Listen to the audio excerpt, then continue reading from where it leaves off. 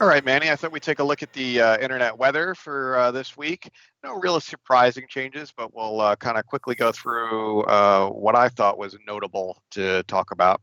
So in terms of the most probe ports, I'm not going to go into detail on it, but port 6379 TCP, I thought this was notable. This is Redis, which is kind of a caching database server on the internet. So I guess be wary. We've talked about this on the show before.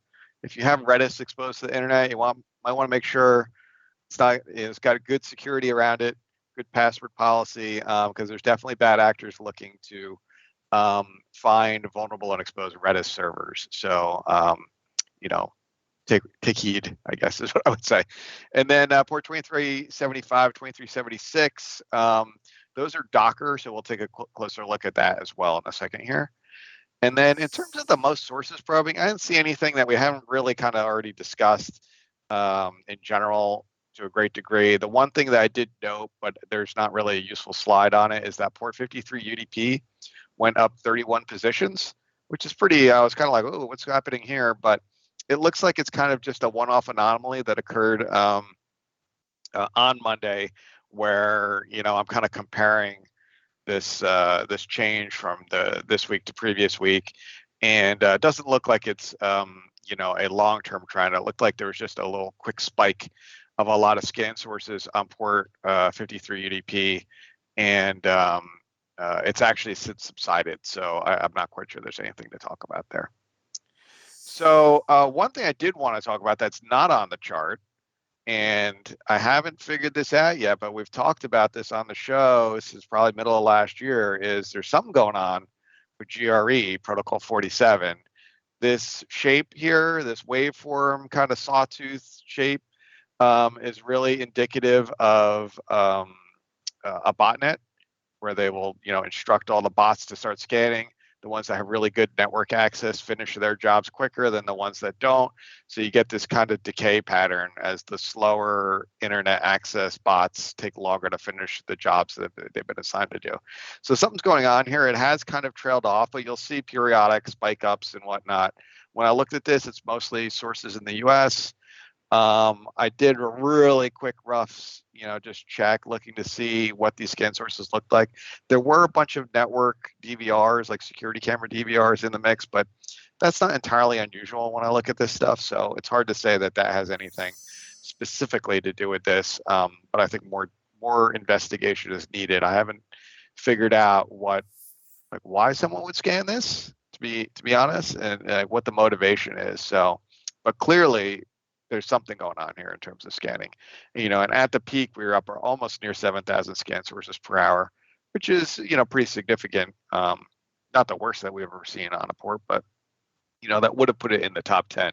But now the past few weeks here it's been much lower, in like maybe the less than 500 scan sources per hour that we're seeing, maybe 250 or so. But something that I'm just personally keeping an eye on, because I think there's something strange going on here. If anybody else knows out there that watches the show, please hit us up and let us know what your thoughts are, if you know anything about it. And then 2375 and 2376 Docker. This is the port that the 2375 is the kind of unencrypted, and 2376 is the encrypted port, kind of like you would have port 80 and port 443 for your web traffic. And we've seen over the past 2 years here that there's been, a steady increase in pretty much continuous scanning on these ports. Probably people looking for vulnerable and exposed Docker instances. And, Docker's become very popular over the past several years here. So, I'm sure there's people looking for, just vulnerable exposed ones that they can take over and use for their own purposes, for either trying to get access to data or applications, or just turn it into a bot as part of their botnet. So something to be wary of, especially in cloud environments where I know Docker is used quite frequently, as well as like Kubernetes and some of these other technologies that they have nowadays that will allow you to kind of have very lightweight application contexts and services that you might deploy in Docker and whatnot. This is actually just a screenshot that from previous research on this, but this is from our Honeypot, just showing you the kinds of things that these scanners are probing for. So they might kind of query what is the version of Docker that you're running. They might also, try to ping it or get a list of all the containers in this Docker instance to see, what they might be of interest that's running there. And if it responds at all, they get some information there. So, something to be wary of, to keep an eye out for if you're seeing your Docker instances being scanned, which may or may not be so easy to discover when you're in cloud environments, unless you have some other type of equipment, fronting that, like a firewall or reverse proxy or WAF or something of that nature that you can go look at to determine that the activity is happening.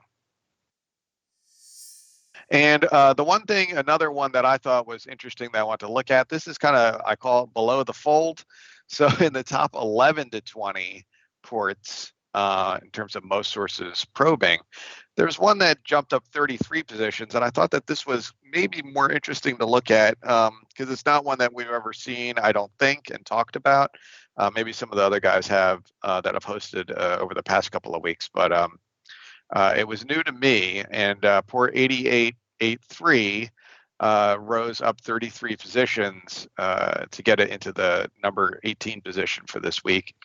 And when we take a look at this, you can really see that something is afoot here. When we look back, this is 3 months. I look back even further, and you don't really see much.